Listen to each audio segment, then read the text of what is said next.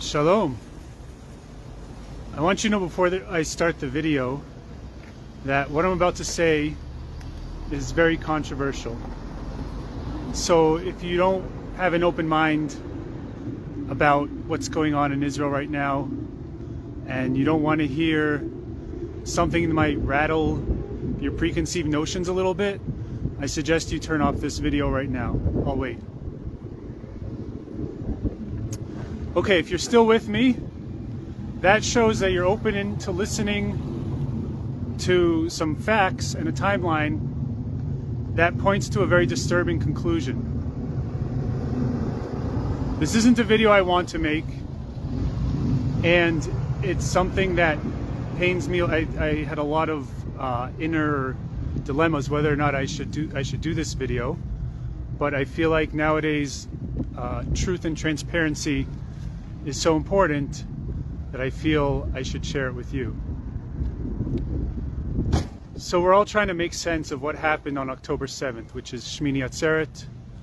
Some call it Simchat Torah, when we all know Gazans came in and basically slaughtered 1,000 Israelis and kidnapped a bunch, all in the matter of about 7 hours. So what I want to do is reverse engineer this thing a little bit to kind of help you understand why I believe that this was an inside job. First of all, we'll start with September 1st. By the way, everything I'm about to say will be backed up with actual links to news articles or video footage.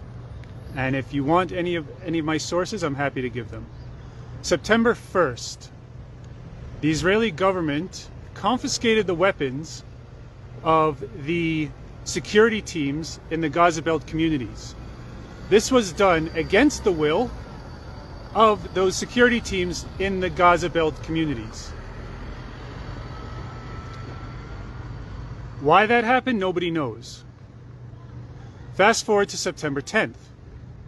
On September 10th, the Mossad, which is basically the municipalities of the Gaza Belt communities, received reports. These are civilians, received reports of increased tensions on the border of Gaza during the Jewish holidays, which of course span from Rosh Hashanah, Yom Kippur, and Shmini Atzeret, which was on Saturday. Those same heads of municipalities asked the army if they should cancel their festivities in light of the warnings of increased tensions on the border of Gaza. And what did the army say? They said, no, don't cancel anything.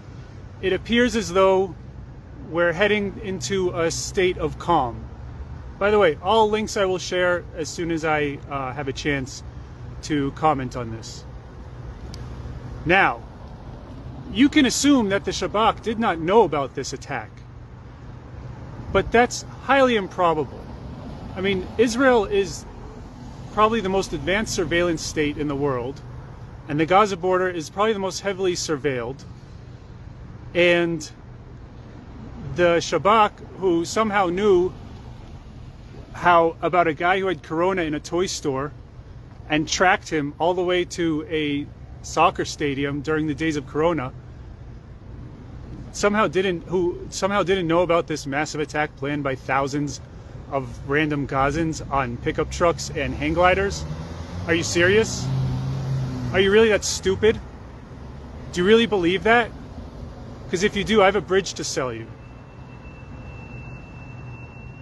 Anyways, so then there's the theory that they're called in Hebrew Tatzpitanot, which is basically the command and control center. These are the people, mostly females, who's tasked with observing the Gaza border fence. They say there's a theory that says that they were hacked, or that they conquered or that they blew it up before they could. They blew up the equipment that surveilled.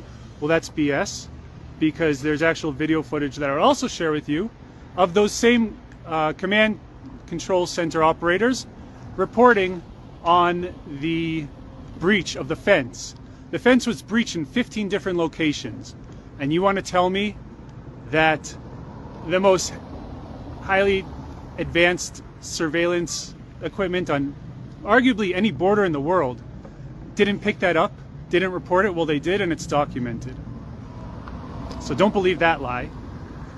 Now, once thousands of Gazans on pickup trucks and hang gliders invaded Israel, which apparently nobody knew about, right?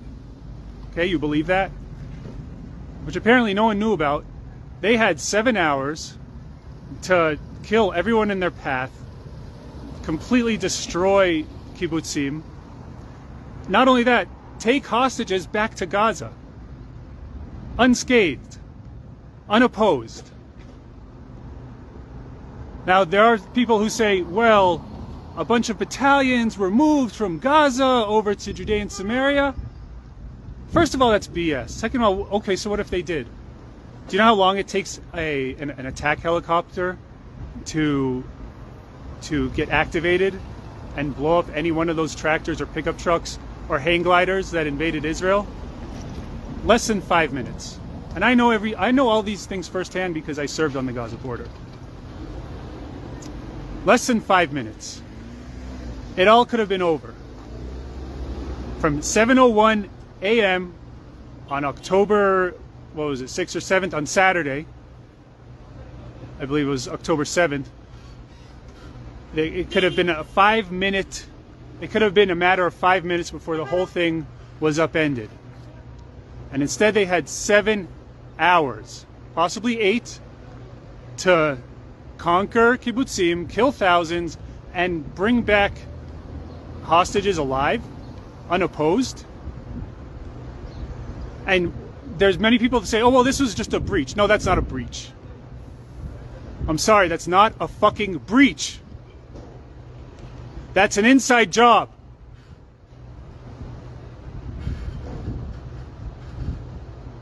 And if it's not an inside job, well, then that's even worse. Because that means that the IDF is the most incompetent military that ever walked the face of the earth. And now we're supposed to trust these people to invade Gaza. They're calling up thousands of reservists to invade Gaza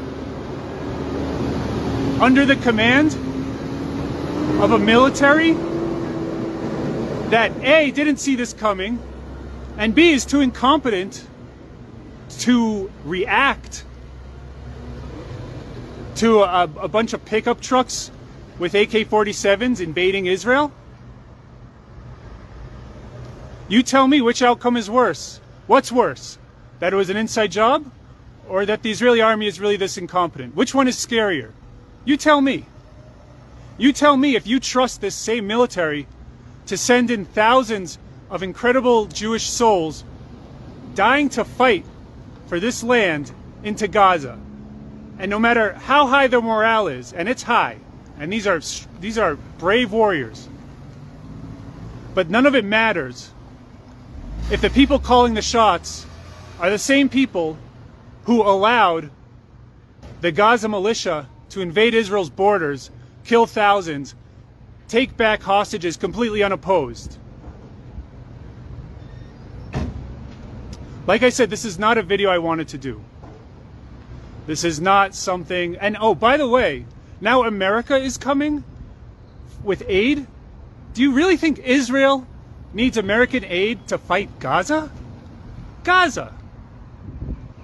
Their most elite force, their air force is hang gliders, and their ground troops are pickup trucks. They don't even have a tank. And we need American aid Israel needs American aid to fight them? Are you fucking serious? You don't think that there's anything fishy going on here?